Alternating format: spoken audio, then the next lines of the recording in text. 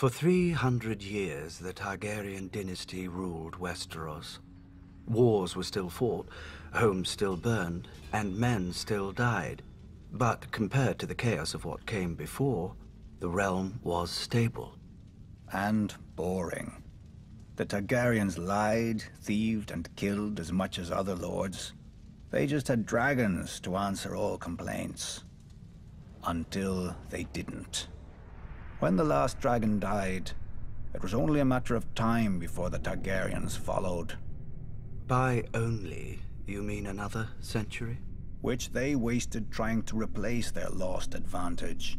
Incinerating their own palaces to hatch dragon eggs, drinking wildfire to become dragons, and let's not forget the Mad King's favorite, burning men alive so he could pretend to be a dragon. We urged Aerys to pardon Brandon Stark. The boy had threatened Prince Rhaegar, but Rhaegar had stolen the boy's sister. And the boy was the eldest son of our Warden of the North. Who's the greater fool, a Mad King or the man who reasons with him? Aerys saw knives in every shadow. When you told him to treat the Starks with caution, you made him afraid. And what he feared, he killed. I wouldn't have thought you, of all people, would bother with recriminations for Brandon's death, Lord Baelish. Not after your, shall we call it, duel with him? Brandon was as arrogant as he was stupid. Like his father, Lord Stark, who answered Aerys' summon to the capital. They earned their fates. But the younger son, Ned, what was his crime? That Aerys ordered his death as well. Unlike men, families don't die when you lop off their head.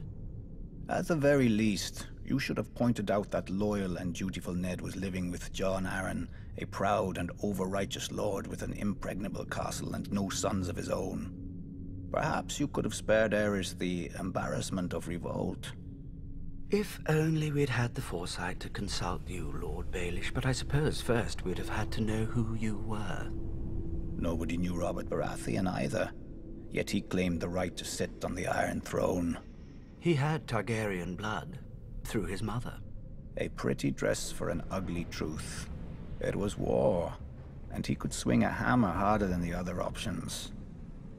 When did you know you'd lost, Lord Varys? When Robert Baratheon killed Prince Rhaegar on the Trident. Wrong. You lost the war when you let Ned Stark slip back into the north. Neither the bloody Gate of the Vale or Moat Cailin in the north have ever fallen. They could have held out for years, even if you'd killed Robert. But you let him slip through your fingers as well. I told the court that Robert was hiding in the Stony Sept, but the hand of the king wasted too much time searching the city. Something about the glory of single combat. Then Ned Stark's army arrived to save the day. Too bad Lord Tywin wasn't a hand any longer. He would have simply razed the town and been done with it. Perhaps. And perhaps the rebels would have found even more of the countryside flocking to their banners. I'd almost forgotten. You weren't always so loyal to the Lannisters during the war, were you? I did my duty to the realm. When Lord Tywin showed up at King's Landing professing loyalty, I warned Aerys not to open the gates. Prince Rhaegar was dead, our army scattered.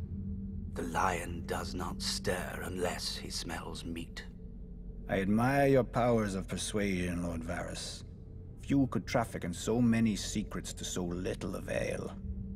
Grand Maester Pycelle told Aerys what he wanted to hear, that his old friend Tywin was there to save him. Then Aerys' old friend sacked the city, and his son stabbed Aerys in the back. A regrettable, though necessary action. As were the pardons the new King Robert bestowed on the Royalists. Mace Tyrell, Barristan Selmy, you. King Robert wisely chose order over vengeance.